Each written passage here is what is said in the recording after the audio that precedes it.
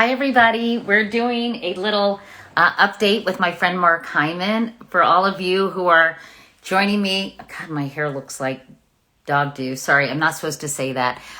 For all of you who are joining me in this 21-day reset with Mark Hyman, I thought it might be helpful to get Mark on the phone, and he can answer some of our questions and maybe give us some ideas on things that we can do as we're on this reset. I don't know about you, so I've been doing it since a week ago Sunday, and I feel better. I miss my cookies.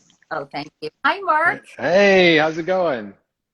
How are you doing? I'm so happy to see you, and we've got a lot of people who are really we're doing this as a community effort. Hi, everyone. Hey, You everybody. tried that. Susie says she can't do the reset, and a lot of people are saying nice things because I did Jeopardy last night, Mark. I heard. That's exciting. It was fun. It was a lot of fun, and the whole team there took such good care of me and made sure that I didn't look really bad. So I wanted to Well, you say don't. thank Well, you don't have to know the answers. You just have to ask the questions. That's the easy part. you for a mouthful, Mark Hyman, and there you have to pronounce things properly. There are a lot of obscure references, so they're words that you've never even heard of before. So it was well, quite nerve-wracking, really well, fun. you must have done well because everybody's commenting how great you were. So, And the people watching are me, and I feel my virtual family, so that's why a lot back on social media. Not a lot, but there are a lot of haters and trolls out there, Mark. It's actually very depressing. My daughter said about it. And one thing I don't think people think about when people write hateful things on people's platforms, it really is hurtful. I've gotten used to it all these years Mm, later, but for my daughters, it's really hard for yeah, them. yeah, yeah. Anyway, let's talk about the reset. Um, Yes. Okay, first of all, thank you for helping all of us. We really appreciate it. It's kind of dark where you are. You Oh, let me see if I can get a light. It's a rainy day in Hawaii, which is very rare. oh, I'm cutting out everyone. Okay. Um, okay. So, just getting a light on. You guys, any questions you might have for Mark Hyman, some of the things what we're doing, eating. If you guys want more about it, go to my website at katiecurric.com. What we're talking about here today is Mark is an incredibly experienced and well-versed doctor, and he has worked for many years to help people make good decisions about what they're eating. And he's actually helped a lot of people who have physical, have various disease, and how they're saying I'm cutting out. I don't know why I'm cutting It out. is. It is. It is cutting out. I don't know why. It is? I Yeah. found it up. Okay, hold on, everybody. Sorry. Let's see. On 2 seconds. I don't want that to be the case. Uh,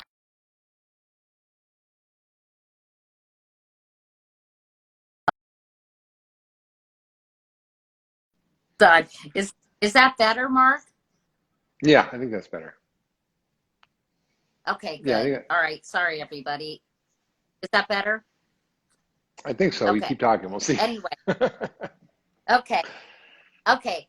So, anyway, I've been doing the reset. What I was saying is you've done a lot of work in this area and you really know Hmm. your stuff.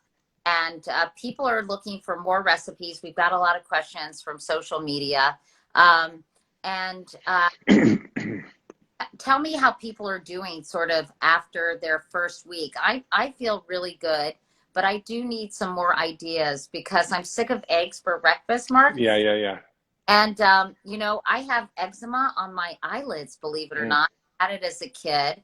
And for some reason in the last year or two, it's gotten worse. Do eggs sometimes aggravate eczema? Eggs can. Dairy and gluten and eggs are the top three culprits if people are reactive to those. So is your eczema better or is it the same? It's better. I've got some topical stuff. But I just worry that a lot of eggs, and I just wonder because I get it under my eyes and on my eyelids. So I just curious. Yeah, you don't have to eat eggs for breakfast. You can make different smoothies in the morning. You can throw in, for example, a mixture of different things. I throw in nuts and seeds, so I'll throw in like some chia seeds. I'll throw in like actually pumpkin seeds, maybe some nuts, almonds, and if you get a Vitamix, it'll all blend up. Or you can put nut butters in there, and you can throw some frozen berries. You can throw an avocado in there. You want fat and protein for breakfast, so you can put greens in there. So every morning I kind of make a good smoothie. I throw in veggies and fruit and nuts and seeds and good fats, and it's really yummy. So that's sort of an alternative. There's actually in the Pagan diet, by the way, actually a recipe for buckwheat pancakes, because buckwheat is not even a grain, and it's made with almond flour, buckwheat, eggs. It's super high in protein and good fats. So there's alternatives you can kind of hack and do. Sometimes I like just put have on gluten-free sort of seed crackers. I might have nut butters and things like that. So there's a lot of options, and there's some other ideas in the Pagan diet book too. Okay. And what was I going to ask you? I was going to ask you something. Dairy-free. Oh yeah, dairy-free yogurt. Are there yogurts? My friend Nora O'Donnell asked about yogurt, and first of all, I think Nora takes very good care of herself. So, yeah. But can you eat? Yeah, I mean, there's some really good forms of coconut yogurt. As long as you get the unsweetened kind, you can throw a bunch of nuts in there, and that's great. And that's got a lot of protein, fiber, and good fat. So I would say that's another alternative breakfast. So I have that sometimes. And what about that chia seed pudding that you and That is great. Oh my God. Yeah. Will you tell everybody how to make that, Mark? I mean, I can't exact amounts and recipes, but it's essentially like chia seeds, which absorb a ton of fluid of water. So if you put chia seeds, and an easy way to make it, just put chia seeds. You can put frozen raspberries, blueberries, strawberries, whatever you want in there. Throw in a bunch of let's say macadamia nut milk or almond milk that's unsweetened, and then you can throw in a little, maybe a pinch of salt and some cinnamon or spices, and then just put it in the fridge, and the chia seeds swell up, so it becomes this sort of a thick oatmeal-y like thing, and it's great. And also I used to do this thing called the Quick Trick Snack Stack. I think it's on Huffington Post, a recipe, but I'm trying to find, remember. But it's things like using chia seeds, pumpkin seeds, walnuts or almonds, some dried coconut flakes, maybe some currants, and you sort of mix it all up, and you can pour some macadamia nut milk over it. So it's like cereal without the starch and sugar. Okay, all right, that's good to know. I'm going to try that, Mark. Someone's asking if flaxseed is good. Flax seeds are good. You have to grind them. They'll make you go to the bathroom. And if you don't drink enough water, that's the problem. You won't go because it sort of binds everything up. So just make sure you drink a lot of water. We've gotten a lot of questions from social media, and let me ask about those here. The first one is a really lovely one, Mark. Wait, somebody said they're not giving recipe ideas. Well, I've written like 5 cookbooks. So I think there's and also my website, drhyman.com, there's so many different recipes that go along with this. So there's plenty of recipes out there. We have them on my website, katiecouric.com. Mark, where is the best place for people to find your recipes? They can go get the free ones at drhyman.com, and there's tons on there that are compliant with the reset. And then I've got my 10-day detox diet book, Food, What the Heck Should I Cook, which is sort of part of my favorite cookbooks, and all that stuff is great in there. I have a question. Can you eat bacon? I can eat it. Yeah, I just put it in my mouth and chew it. And no, just kidding. Yeah, I mean, I wouldn't say bacon's a health food, but it's actually okay in small amounts. If you look at the data on colon cancer, eating smoked meats definitely does increase the risk, but it's about increasing the risk overall from 5% of the population to 6%. So it's a 30% increased risk, but it's an absolute risk, or maybe an 20% increased risk, but it's an absolute risk of only 1%. So, and that's if you ate 2 pieces of bacon every day your whole life, which people don't do. So I think it's really okay to occasionally have treats like that. It's okay. Okay, good. I love bacon. It's my favorite thing. And soy bacon and turkey bacon. Someone asked, is that? I mean, turkey bacon's fine. Soy bacon, I would be careful of because most of the soy processed meats are made from these industrial byproducts of soybean oil extraction. So it's basically isolated soy protein, and that's been shown to cause cancer in animals. So I tend to stay away from that processed soy weird stuff. Oh, all right. I'm so bloated and pooping a lot from the reset diet. Thank you for sharing. I'm kidding. This is a safe. You guys can talk about your bodily functions. You can talk about for us. But asking, can I have potatoes and grains in moderation? Yeah. And first of all, this is unusual, isn't it, for someone to be moving their bowels that much on this? Well, no, not really. I mean, if you're eating whole foods and you're eating fiber-rich foods and you're getting rid of constipating foods like starch and dairy and so forth, people often start to go a lot more. And people may have not been going every day for their whole life, and all of a sudden they start going every day or 2 or 3 times a day. It's actually pretty normal to go 2 or 3 times a day. Actually, most people in America don't because they eat such a low-fiber diet. I mean, Dennis Burkett went to Africa and studied the populations that were still hunter-gatherers and compared them to the urban dwellers who were still Africans. And they found that the Africans in the city had all the same diseases Westerners, whereas the hunter-gatherers didn't. The difference he noted was the Africans who were hunter-gatherers had a stool weight of 2 pounds, whereas the city dwellers was 4 ounces. Wow. So basically it was the fiber. Just eat a lot of fiber. And that's what happens when you start to do this. So it's eating, lots of whole foods, vegetables, fruits, nuts, and seeds. You're going to be getting tons of fiber. And of course, you're getting good fat, which helps you go as well. Okay. So the person wanted to know if he or she can have potatoes and grains in moderation on this reset. I know that you can have half a cup of fingerling potatoes or sweet potatoes. And by the way, Mark, half a cup is not very much. I know. That was called the serving. Yeah. The key here is, I actually, just saw a paper published last week that showed that 63% of COVID hospitalizations could have been prevented if we'd improved our metabolic health. And that, not only that, there was another published paper that showed that as your blood sugar is starting to go up, not even pre-diabetic or diabetic, but just starting to go up, at any point along that curve or that line, that linear line, your risk of COVID hospitalizations and death goes up. So you really want to keep your blood sugar at an optimal level. And starch and sugar and potatoes, all that stuff, grains, will spike your blood sugar. Now, I've been wearing one of those continuous glucose monitors, and it's just fascinating to watch because I'm experimenting, and like last night, I ate a really good dinner, and I had, some scallops, and I had some stir-fried greens and some mushrooms, and I had a salad and Okinawan sweet potatoes with some ghee. So it was really good. Protein and fat, lots of fiber. My blood sugar was like 105 after the meal. It was great. Then I decided to have vegan macadamia nut ice cream because in Hawaii, they feel good. Yeah. and it's got a lot of sugar in it. And just because it's dairy-free and it's vegan doesn't mean it's healthy. And so my sugar spiked to 140. And that's, for me, like, I'm not a diabetic or anything. So, and it's wearing this monitor is just fascinating to see how these foods affect our blood sugar and also when we eat them. So I think for the time being of like the reset, it's just like give your body a break. You can eat this the rest of your life, but see what it feels like to put your body back to its original factory settings.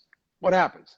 Do you lose weight? Do you have more energy? Do you sleep better? Is your digestion better? Does your eczema go away? Do your joints don't hurt? You have more mental clarity? Your headaches stop? Like, what happens?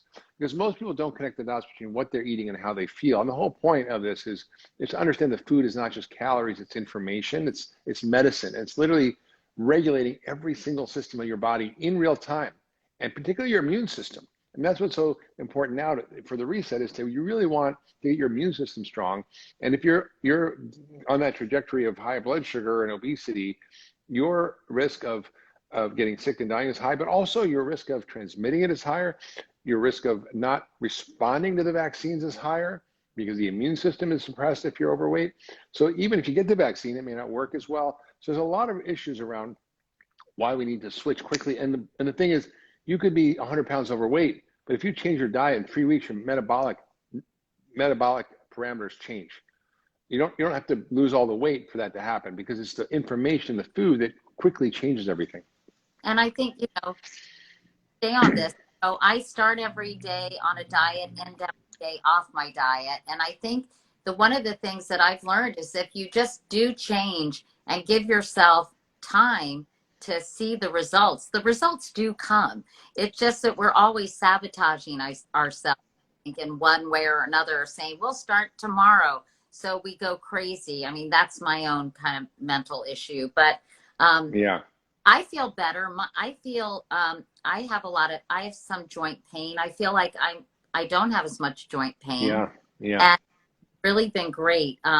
Listen, Amanda Haas, who's really been helping me, Mark, uh, somebody great to follow on Instagram, everybody. It's HAAS, and she's doing recipes and helping. Is she And named after the avocado family? no, I don't Those are know. Haas avocados. A lot of people are asking this. Could you clarify if you're recommending iodized table salt like Morton's or kosher sea salt when cooking? Most cooks steer clear of table sauce because of its bad health properties. What do you Yeah, say? I mean, I typically get this salt from Utah. This I think it's called red salt, red something Oh, salt, red table salt. But it's really good, and it's got all the minerals in it. It doesn't have iodine in it. If you're not getting iodine from your salt, it's probably a good idea to eat fish. And if you're not eating fish, you probably should be taking some type of iodine in your supplement, in your multivitamin, because most of the reason we put iodine in salt was to prevent goiters and thyroid issues because we had low iodine in our diet. But now you can get it through different sources. So I'm a big fan of sort of more, either sea salt or things that are sort of more Himalayan salt's great. I can't remember the name right now of that salt, but I buy a big bag of it on Thrive Market. It's delicious. oh, I love Malden. I love Malden salt. Mm. It's so delicious.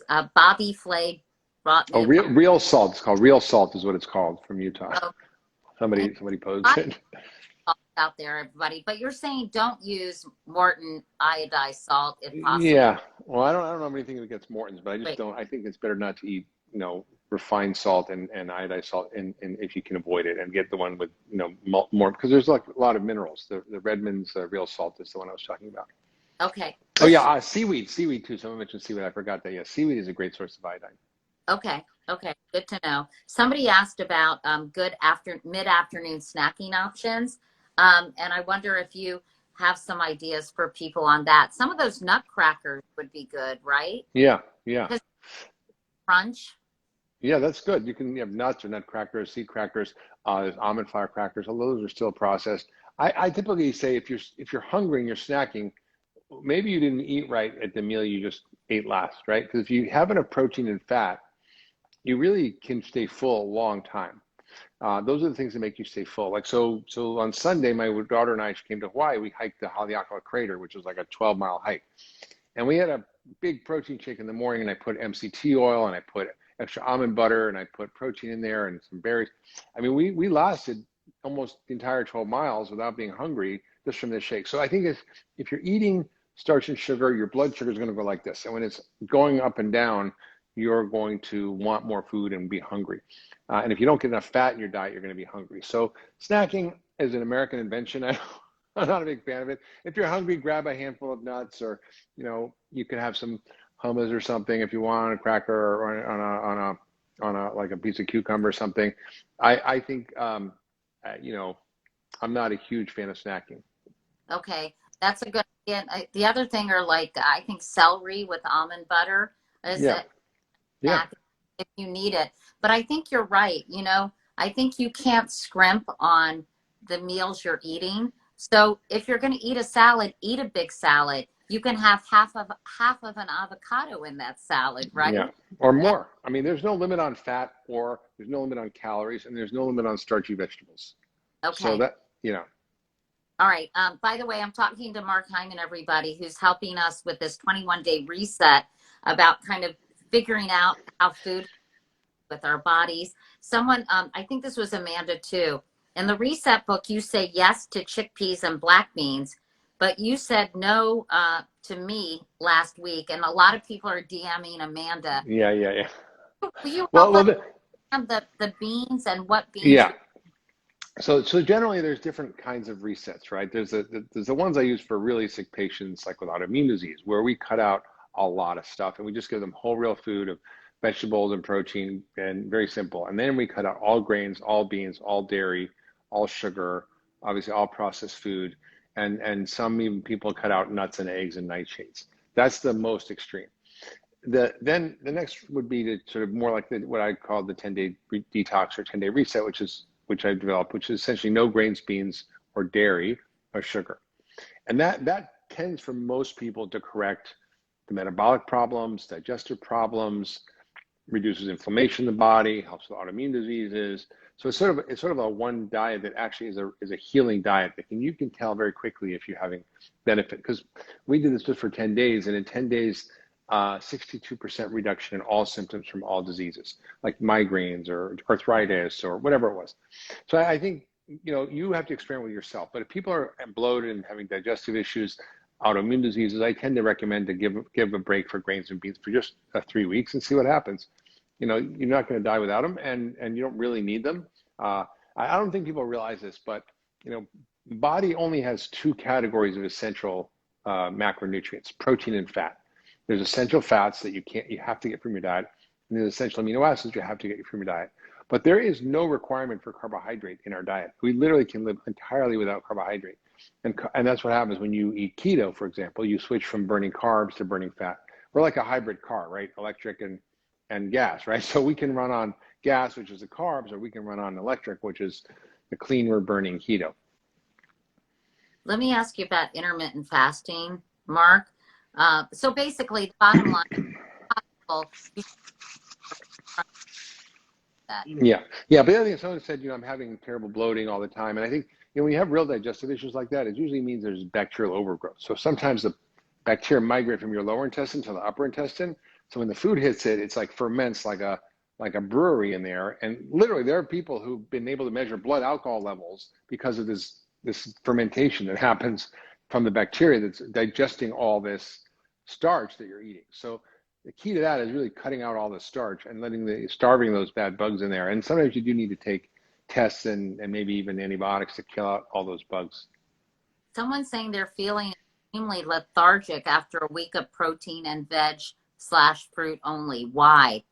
2 reasons. One, they probably need more fat.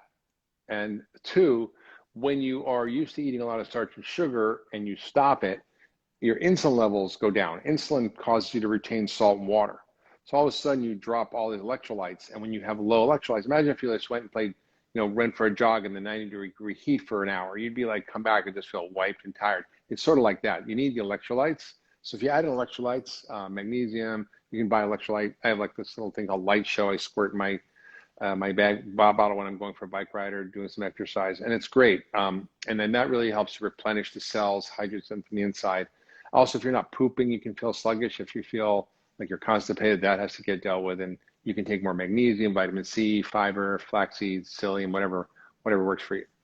Okay, that's good to know. Somebody else asked about intermittent fasting. Do you feel that that's good for?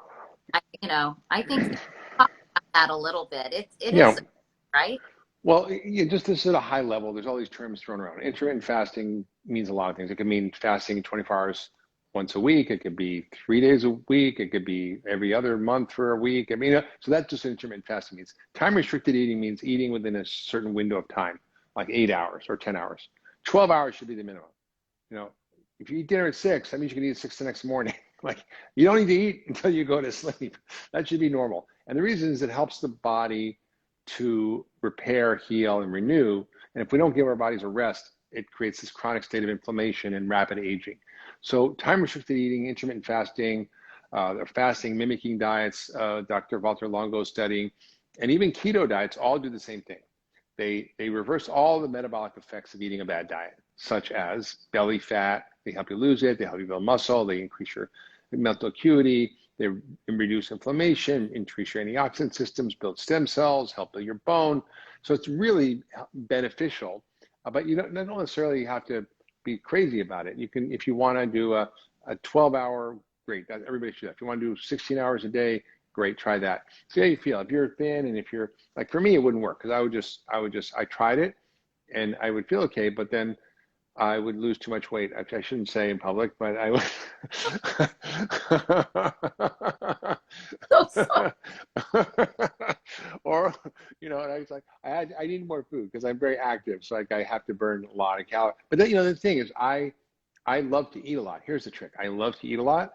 And I know that if I soup up my mitochondria by doing interval training, which is basically like wind sprints, or where you go really fast. And I build more muscle through strength training, that I get to eat a lot more.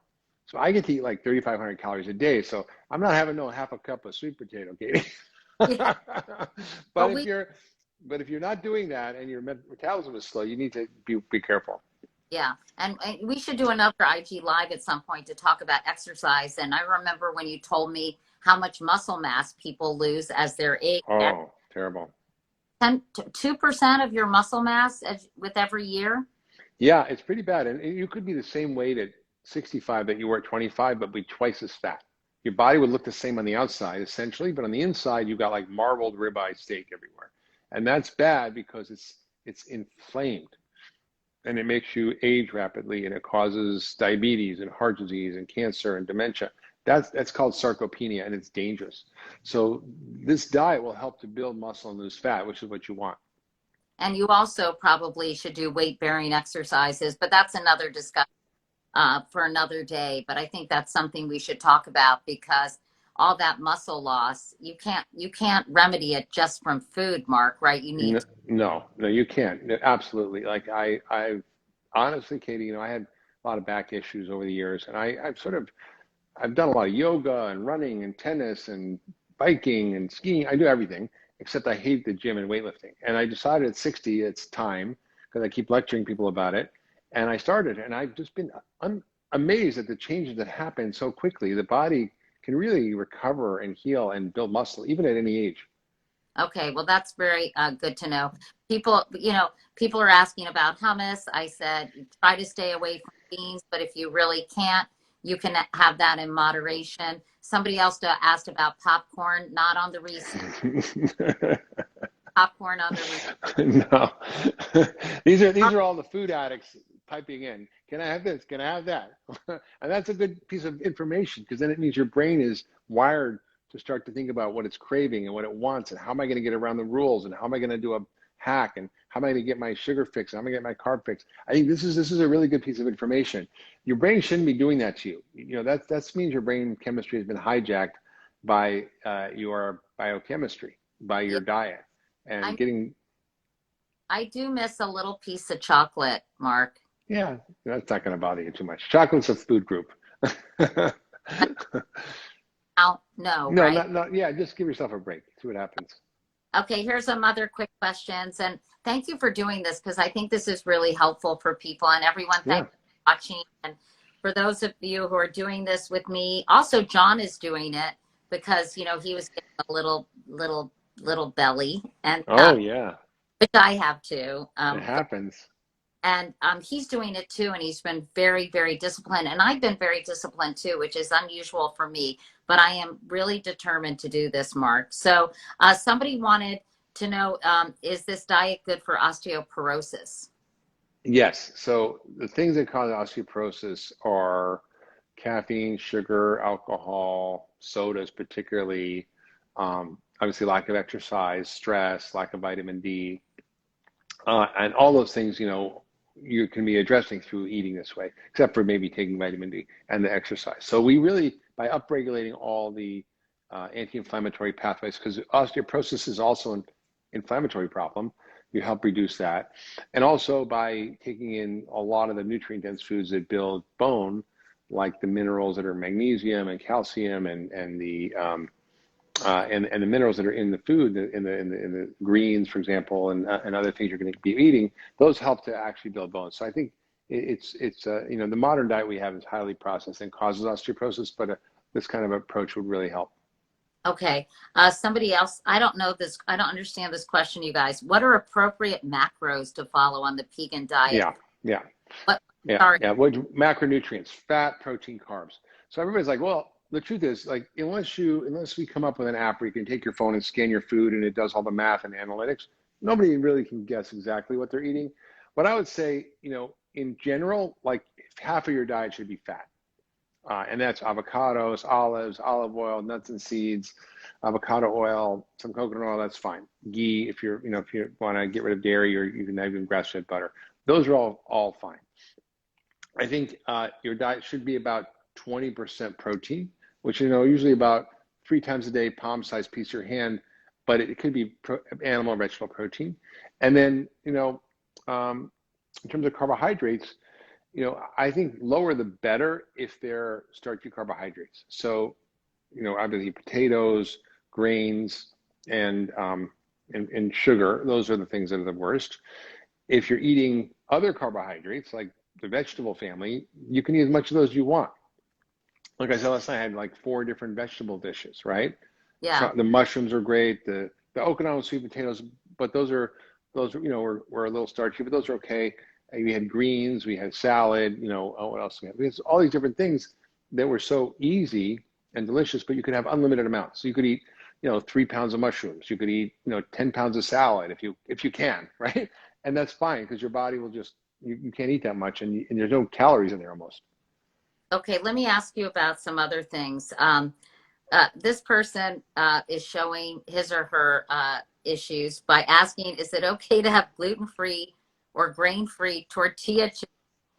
No, I get that. That's right. Good answer, Katie. It's just people want the starch. It's just hard to get off of that stuff. Yeah. But what about after the reset? I mean, I've been getting low carb tortillas Mm, because I really enjoy them, like with scrambled eggs in the morning and a lot yeah, of vegetables and all that stuff. But yeah, it's have your eggs in a wrap. yeah. Let me, There's almond flour ones. There's all kinds of. What's great now? When I started doing this 30 years ago, I mean, you said gluten free. It was like you're eating cardboard. Now there's all kinds of products out there that are amazing, like almond flour wraps, which are so good. yeah. So just look for ones that don't have a lot of listed in the ingredient. But for this, you guys, for our reset, sorry, no can do. The tortilla, grain-free tortilla chips and tortillas. So stay strong with me, you tortilla lovers. Somebody asked if there are any health sugar substitutes. I used to use Splenda. I'm not using it anymore. And I do miss it a little bit. I do miss that sweetness because I think my brain has been kind of hijacked by sugar. So what about stevia? Are there any things, or do you say just really, at least for the purposes Yeah. of this I research? think for there's a few weeks to see what I mean. Listen, you're not talking about your 90 years of your life. We're talking about a few weeks that gives you a chance to have an insight into the role food plays in the way you feel, and to see not only about weight loss, but to see how it affects everything, whether it's your mood, your energy, your sleep, your sexual function. I mean, everything is impacted, and we just don't make the connection. So the whole point of this is to hit the reset button. It's like upgrading your biological software in your computer, and you can do that really quickly. And so that's what I want people to have the experience of. And if you can't do without something for a couple of weeks, it's an important thing to reflect on. Like why? Like what's going on that makes you feel like you can? And I think often it's because of addiction. The monk fruit sweetener probably is the best in my view. It's a non-caloric, plant-based natural sweetener, and that can be used, and it's fine. But again, people should try to get unhooked from that needing sweet, sweet, sweet. Yeah. If you, yeah, Well, and that's such a good point. And maybe if you really try to not do it for 3 weeks, it's like my husband John stopped drinking milk, coffee. He says when he drinks coffee with milk now, it tastes like ice cream. It's like ugh. right, So right. you do kind of reset your Adapt. to do that and adapt. But where do you get, just in case I want it after this reset, where do you get, what is it called? Monk food? Sweetener? Monk? Yeah, monk fruit, Yeah, where do you get monk that? fruit. You can get it, and I just got a bag at the local health food store. It comes in like powdered granules, and you can use a little bit in your coffee. Just a little. There's a maple syrup version for your pancakes. Oh, but again, do it because I think because the more sweets you eat, the more sweets you want to eat, right? Right. The more you eat, the more you want to eat. Yeah. Okay. Because someone just said they needed ideas for sweet cravings. This is a woman or a man after my It's heart. fat, fat, fat, fat, fat, fat. If you're not eating enough fat, you're going to Please. be craving sweet. What? The person said, please don't say raw berries for an idea for sweets. No, no, no, no. No, no. You just need fat. Fat is the key to cutting your cravings. Fat for breakfast, fat for lunch, fat for dinner. Okay, can we just discuss one more time different sources of fat for people? Yeah. So for breakfast, eggs are fat. You could use olive oil, avocados. Those are great sources. Nuts and seeds are great sources of fat. Olives are a great source of fat. So I think, fatty fish is a great source of fat, like canned salmon or your favorite Katie sardines.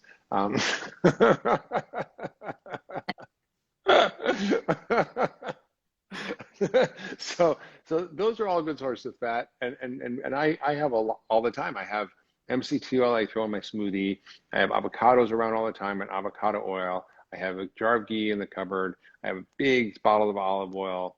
I have lots of nuts and seeds of all varieties, and I have high quality, animal foods that contain fat, such as fatty fish or even grass-fed meats. So those are where I get my fat from, and it makes food taste better. It makes you feel full. It actually, David, he did some amazing studies on animals, which, if you're an animal lover, I get it. Even on humans, where they literally gave them the identical calories, but one was very, very low fat and was very low fat, and the other was very, very high fat. So it was high carb, low fat. The other was very high fat, low carb. And then it was a terrible experiment because they had to open up the animals after. But what they found was that they kept having to increase the calories on the ones that were eating high fat just to keep their weight up. So they didn't want them to lose weight as part of the study.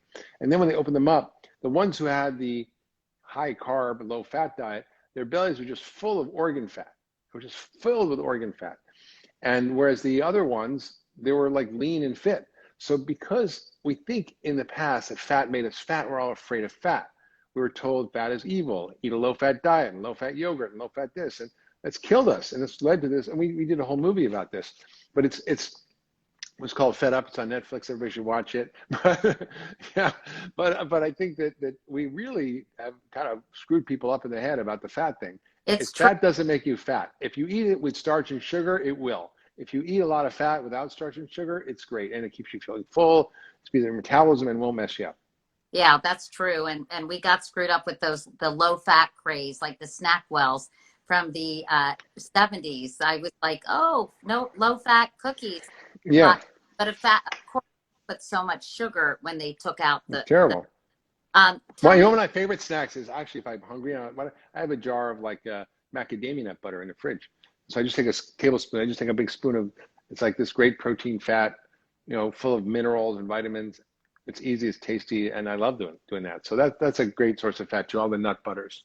Yeah, I love those too, except for John accidentally bought vanilla almond butter. And I'm like, no, dude, we cannot have vanilla almond butter I because I know. think sugar in it. It's that Justin's brand. So you just have to Yeah, get pure almond butter with no added sugar, everybody. yeah, And a couple people are asking, I just want to make sure we're getting to the questions because everybody is, I'm so proud of all of you all who are doing this, and keep up the good work. I think it's awesome that we're kind of doing it as a community. It keeps me motivated because I don't want to let my followers down, and I don't want you all to let me down. Okay. yeah, So yeah. don't you think it works better when it's Well, kind it does. I mean, there's a lot of research on this, that our health is not determined by what happens in the doctor's office. That health happens in our community, in our home. It happens where we eat, where we work, where we play, where we pray. I mean, those are the places where health happens. And if we understand that the change is difficult, but that change in community is much easier, it's a game changer. So I would say getting healthy is a team sport, and community is medicine, just like food is medicine. And we did this with the Daniel Plan. I think we talked about this before. We had this faith-based wellness community of the most unhealthy population. I think the average weight for women was 170, and the average weight for men was like 210. That was average, okay? right. And it was 30,000 people. 15,000 people signed up. They did it in small groups. They support each other with just a curriculum that we developed, basically the same kind of a dietary approach. And then within a year, they lost 250,000 pounds and got rid of all these diseases. One came up to me. He said, "Look, I was in the hospital 9 times and on 12 medications. Now I'm on one medication and I haven't been in the hospital all year." That's a miracle to me, and it's really through the power of support and accountability. I mean, they had jogging for Jesus, and they had all that stuff. It was great, and it worked. So community is very powerful, even if Okay. just one person. I just want to give a couple of notes as we say goodbye to my nice friends out there and to keep them going.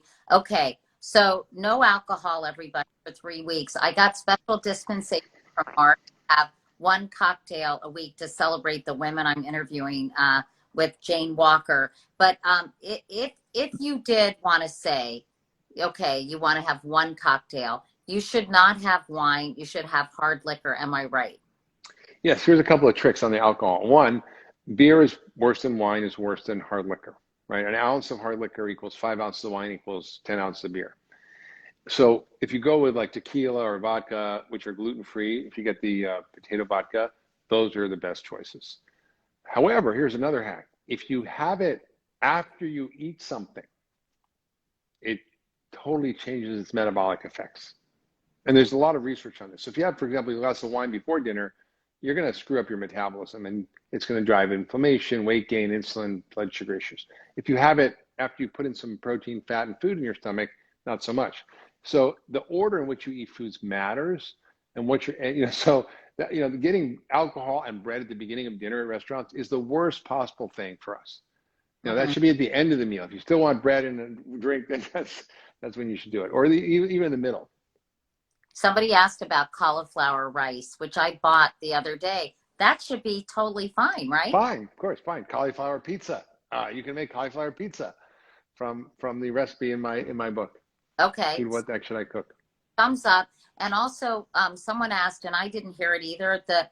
I'm not having this problem. By the way, you've got to drink a lot of water, everybody. A lot of water. And someone asked about seltzer. Isn't flat water better than seltzer, Mark? Yeah, just still water is fine. Filtered water. I think seltzer is not terrible. Okay, so it's totally fine. You can Yep. drink. Okay, and the electrolytes, if people are feeling perhaps a little lethargic, what are the electrolytes? Well, there's a lot of electrolytes brands out there. A lot of them have sugar or sugar alcohols or weird stuff in them.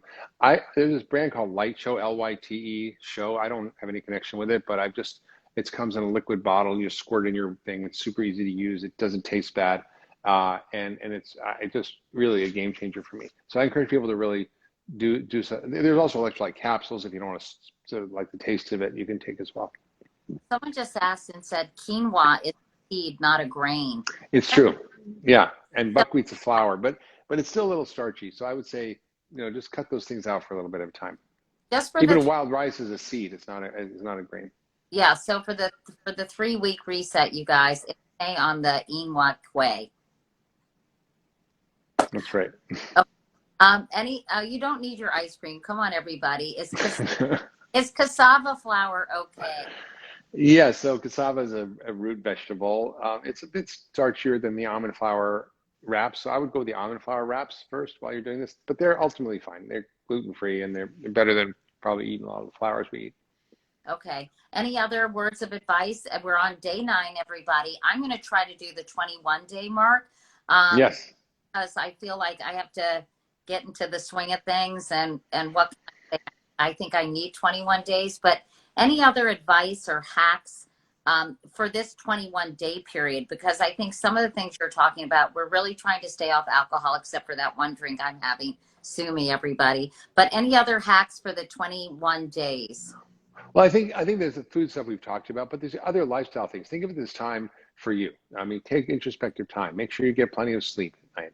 Make sure you're at least taking a walk. Making sure you're not overtaxing your system and letting your body repair and heal.